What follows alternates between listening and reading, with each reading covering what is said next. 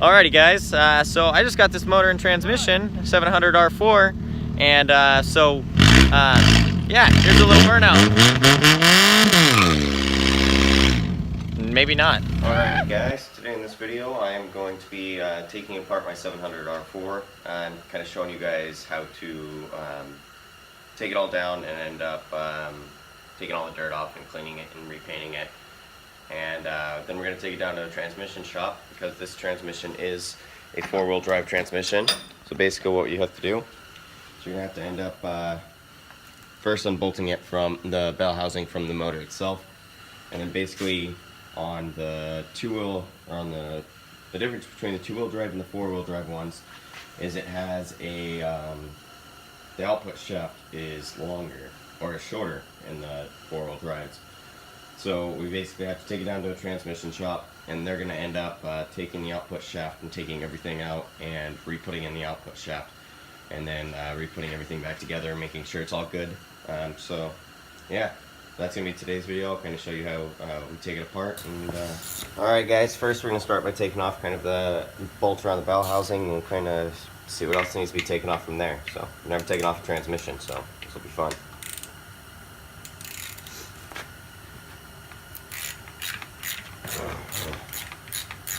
But this transmission's a 700 R4. I got the transmission and the motor from a friend of a friend, basically, and cost me $300 for the motor and the transmission. And the motor and the transmission have been rebuilt at 5,000 miles, and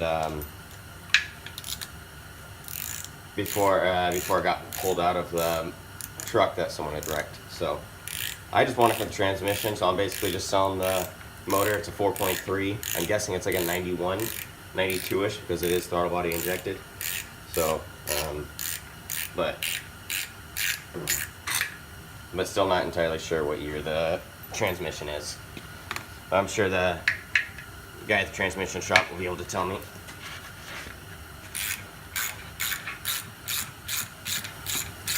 And it looks like kind of see it right down here.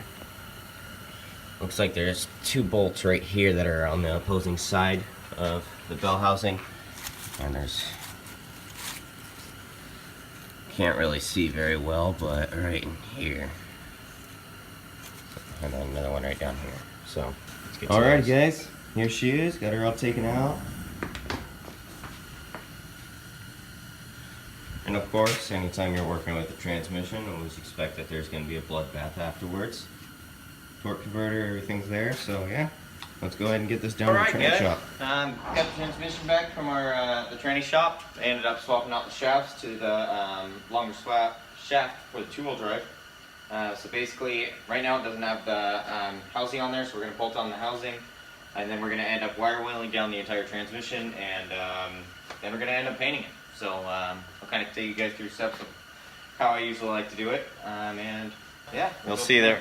This guy right here looks a little bit funny. So this is for your speedometer gear, and basically all I've done right now is plugged it off because I have the new one coming. So I ended up just taking a plug, hose clamp, and basically I'm just making it last long enough so when it comes time that I can end up just putting it. So when it comes time, I can just start running my motor and getting her all taken care of, you know. So yeah, let's get her bolted on. I believe this does go on a certain way. And I believe it is that speedometer gear housing is going to be facing towards the left of the transmission. And I could be mistaken, so don't take my word for it. It's my first time doing this. The only thing that's holding this on is a little plate with a little bolt through the middle of it, right there, and then a little plate is going to sit just like that. So you'll end up bolting it on like that. So first thing I'm going to do is I'm going to put this last bolt on. I already bolted on the other three. That's just going to slide right in there.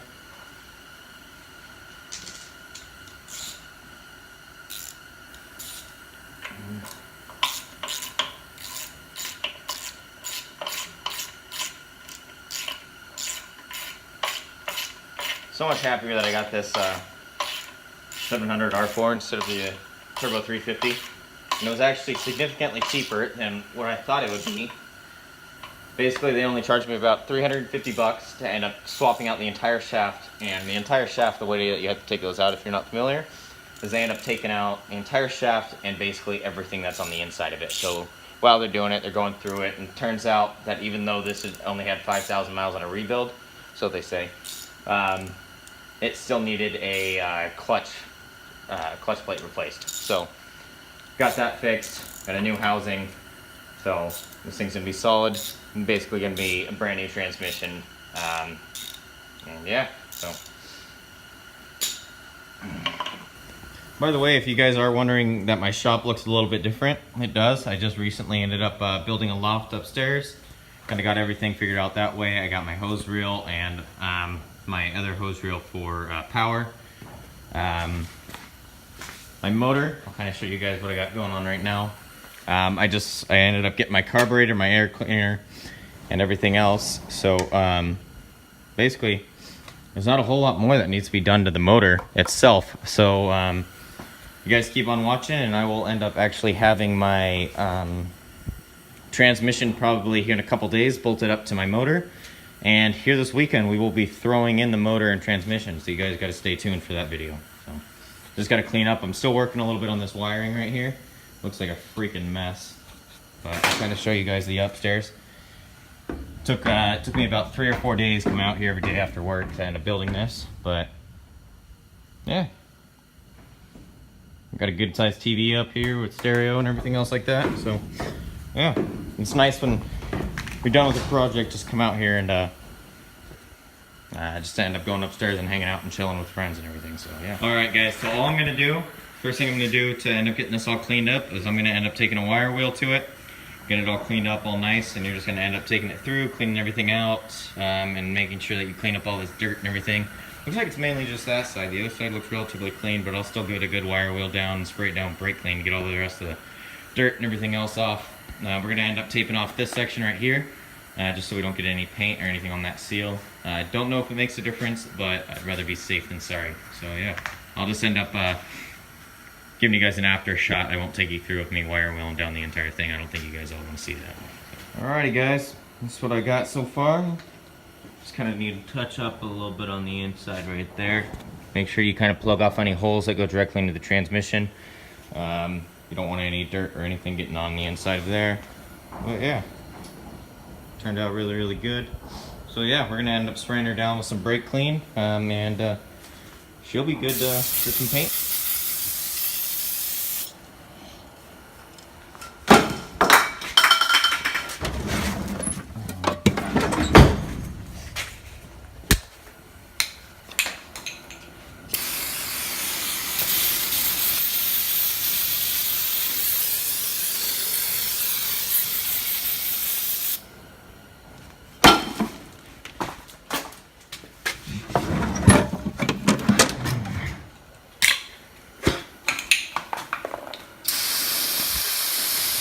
You don't need to use 3 cans of brake clean, but it helps. It sure does help.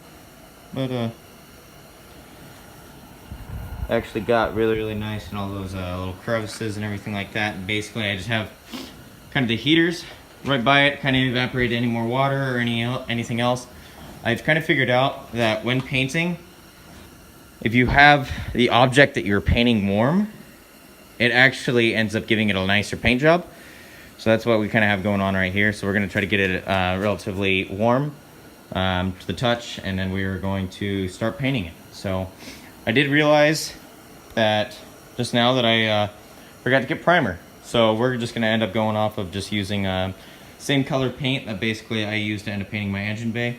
And yeah, let's get her started.